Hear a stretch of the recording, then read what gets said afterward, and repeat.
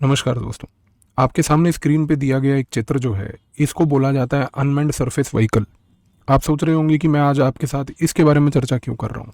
उसके दो कारण हैं। पहला कारण दोस्तों ये है कि यूक्रेन और रशिया के जो युद्ध चल रहा है, इस युद्ध में यूक्रेन ने इन अनमैन्ड सरफेस व्हीकल्स का प्रयोग करके रशिया की जो ब्लैक सी फ्लीट है, जो आज की डेट में रशिया ने सेवेस्तोपोल में उसका जो पोर्ट है क्राइमिया के पास, वहाँ पर पोजीशन की हुई है, उसको अटैक करने की कोशिश की है। दोस्तों, जो नेवी के एसेट्स होते हैं, जिसमें नेवी के जहाज होते हैं, नेवी के एयरक्राफ्ट कैरियर्स होते हैं, आप भी जानते हैं कि ये बड़े महंगे होते हैं। इनमें इनको खरीदने का, बनाने का खर्चा तो होता ही होता है, लेकिन साथ में मेंटेन करने का खर्चा भी बहुत होता है। और आज की डेट में किसी भी देश को अपनी नेवी को मेंटेन करने के लिए बहुत पैसा खर्चना पड़ता है। लेकिन यूक्रेन एक ऐसा देश है जिसने अमेरिका और दूसरे देशों के साथ मिलके ये अनमैन्ड सरफेस व्हीकल्स बनाए हैं। इन अनमैन्ड सरफेस व्हीकल्स का जो साइज होता है ना दोस्तों, वो लगभग 5 से 10 मीटर का होता है। ये 1,1200 के किलो के वजन की टोटल व्हीकल्स होती हैं। ये जो अनमैन्ड सरफेस व्हीकल्स हैं, ये चलती हैं पूरी टेक्नोलॉजी से, जिसके लिए इसके अंदर कोई आदमी बिठाने की ज़रूरत नहीं होती। आप हैरानजनक हो जाएंगे ये सुन के कि ये एक ऑपरेशनल एरिया जिसमें ये चल पाती हैं, जिसमें बैटरीज का प्रयोग किया जाता है, ये लगभग 400 से 800 किलोमीटर की ऑपरेशनल रेंज रखती हैं। अब यूक्रेन ने यूक्रेन के अंदर बैठ के कंट्रोल रूम से इन अनमैन्ड सरफेस व्हीकल्स को प्रयोग करके इनको पानी में उतार कर रशिया की नेवी की शिप्स के अंदर दाबा। इससे रशिया की शिप्स को मिनिमल डैमेज तो हुआ, लेकिन दोस्तों रशिया की आंखें चौंक गई ये देख के कि उसकी इतनी बड़ी नेवी को अगर आज की डेट में कोई टक्कर दे पा रहा है तो वो ये छोटे छोटे अनमैन्ड सरफेस व्हीकल्स हैं। और दोस्तों, ये मत भूलिएगा कि इन्हीं अनमैन्ड सरफेस व्हीकल्स में आप वॉरहेड्स भी लगा सकते हैं, और लगभग 200 किलो तक की मैक्सिमम रेंज भी होती है कि आप 200 किलो तक का बारूद इसमें फिट कर सकते हैं। अब दोस्तों, रशिया और यूक्रेन के युद्ध से जो ये चीज़ें नई नई आ रही हैं, इनको हम लोग कहते हैं इमर्जिंग टेक्नोलॉजीज इन वॉर।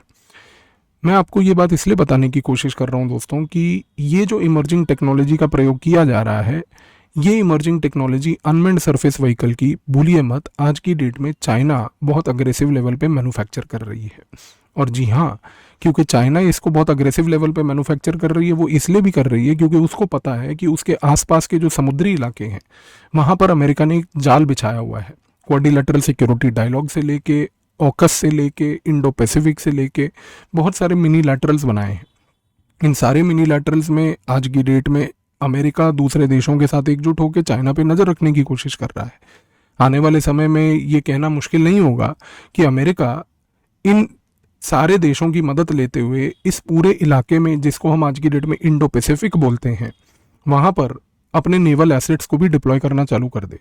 तो क्या दोस्तों, आने वाले समय में अनमैन्ड सरफेस व्हीकल्स का प्रयोग करके एक लो कॉस्ट ऑप्शन तैयार किया जा सकता है, जिसकी वजह से चाइना जैसे देश अमेरिका या अपने ब्रिटेन या फ्रांस या मान लीजिए ऑस्ट्रेलिया जैसे देशों की बड़ी बड़ी नेवीज को टारगेट करे। तो दोस्तों, ये जो नई इमर्जिंग टेक्नोलॉजी का प्रयोग आज की डेट में रशिया यूक्रेन के वॉर में हुआ, इसकी वजह से इंडिया की नेवी के अंदर एक नई थिंकिंग चालू हो चुकी है। और इंडिया के नेवी के अधिकारी अब ये सोच रहे हैं कि इस अनमैन्ड सरफेस व्हीकल का इंडिया पे क्या इम्पैक्ट होगा। सोच के देखिए दोस्तों, हमारे देश में 26/11 जैसा एक अनफॉर्चुनेट इंसिडेंट होता है।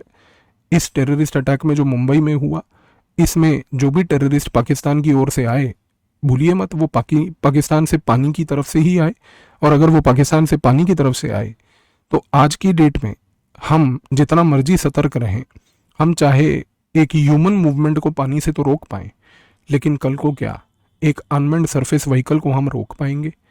दोस्तों, कंसिडरिंग कि भारत ने comprehensive integrated border management system बनाया है, आज की डेट में भारत ने जो लाइन ऑफ कंट्रोल वाला इलाका है पाकिस्तान के साथ बॉर्डर, नॉर्दर्न एरिया में, जम्मू एंड कश्मीर वाले रीजन में, वहाँ पर सतर्कता बढ़ाई है और वहाँ पर हमने पाकिस्तान की घुसपैठियों के अटेम्प्ट को रोका है।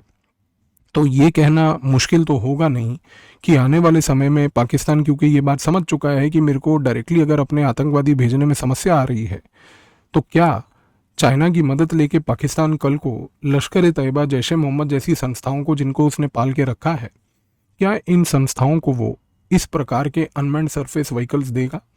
क्या गारंटी है कि चाइना पाकिस्तान को ये टेक्नोलॉजी शेयर नहीं करेगी कि जिसकी वजह से पाकिस्तान ये वाली अनमैन्ड सरफेस व्हीकल्स का प्रयोग भारत जैसे देश के खिलाफ ना करे।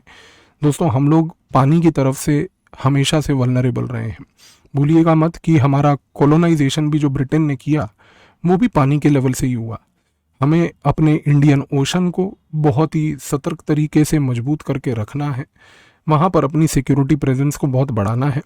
भारत की नेवी के एसेट्स हैं, हमारे पास एयरक्राफ्ट कैरियर्स भी हैं, पर दोस्तों ये जो नई इमर्जिंग टेक्नोलॉजी है जिनको हम अनमैन्ड सरफेस व्हीकल्स कहते हैं, आपको ये चीज़ याद रखनी है कि आने वाले समय में अगर लश्कर तैयबा, जैश ए मोहम्मद जैसी संगठनों के पास चाइना की ओर से दिए गए ये वाली टेक्नोलॉजीज़ मिल गई तो ये एक नया मैरीटाइम लेवल पे भारत के लिए एक फ्रंट क्रिएट हो जाएगा। और अगर हम लोगों ने ये चीज़ ऑब्जर्व करी है कि नॉर्दर्न लेवल पे, लैंड लेवल पे अगर हम लोगों ने लश्कर तैयबा, जैश ए मोहम्मद के घुसपैठियों को आने से रोका है तो उनमें बेचैनी तो बहुत है। और हमारे रिसर्च एंड एनालिसिस विंग की तरफ से भी जितनी भी इंटेलिजेंस हमारे को फ्लो करती है ग्रेजुअल लेवल पे, उसमें भी ये चीज़ प्रूव होती है कि हम पाकिस्तान के इन संगठनों में बेचैनी बहुत है कि आज की डेट में वो भारत में कोई अनफॉर्चुनेट सी हरकत कर नहीं पा रहे हैं क्योंकि मुंह तोड़ जवाब मिलता है। तो क्या फ्यूचर ये नॉन स्टेट एक्टर्स का भारत के लिए अनमैन्ड सरफेस व्हीकल्स के थ्रू एक टारगेट हो सकता है? तो दोस्तों, आने वाले समय में इस चीज़ पे नज़र खास रखिएगा और देखेंगे कि किस प्रकार से चाइना पाकिस्तान का जो एक अलायंस है, क्या वो unmanned surface vehicles unfortunately Bharat की कोस्टलाइन के खिलाफ प्रयोग तो नहीं करता। क्योंकि देखिए दोस्तों, यहाँ पर अनमैन्ड सरफेस व्हीकल से ज़रूरी नहीं है कि आपको कोई बंदे भेजने हैं, इसमें तो कोई बंदा होता ही नहीं है। कल को अगर इसमें से 10 से 20 किलो का बारूद लगाकर किसी भी बीच डेस्टिनेशन पे, किसी हमारे चंदीपुर जैसे स्ट्रेटेजिक एरिया पे या किसी इम्पोर्टेंट कोस्टल सिटी के अंदर अगर चाइना ने एक छोटा सा या पाकिस्तान ने एक छोटा सा विस्फोट भी कर दिया तो ये मैसेज ही काफ़ी होगा भारत को कि आपकी वल्नरेबिलिटी हमारे हाथ में है।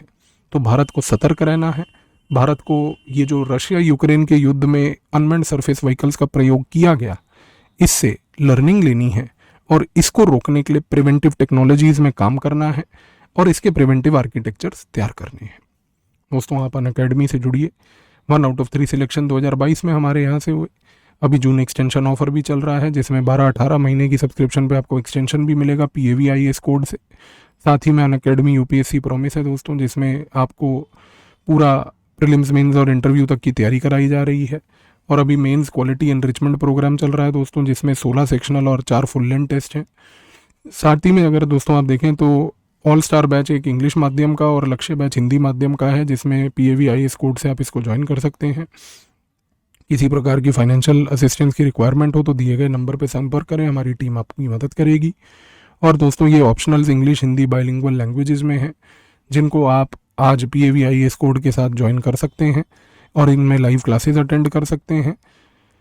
साथ ही में दोस्तों, ऑफलाइन प्रिपरेशन में दिल्ली में अनअकैडमी का जो सेंटर है, वहाँ पर अगर आप PAVIS कोड यूज़ करते हैं तो 26 जून के बैच के लिए आपको 25% का डिस्काउंट भी मिलेगा। Thank you.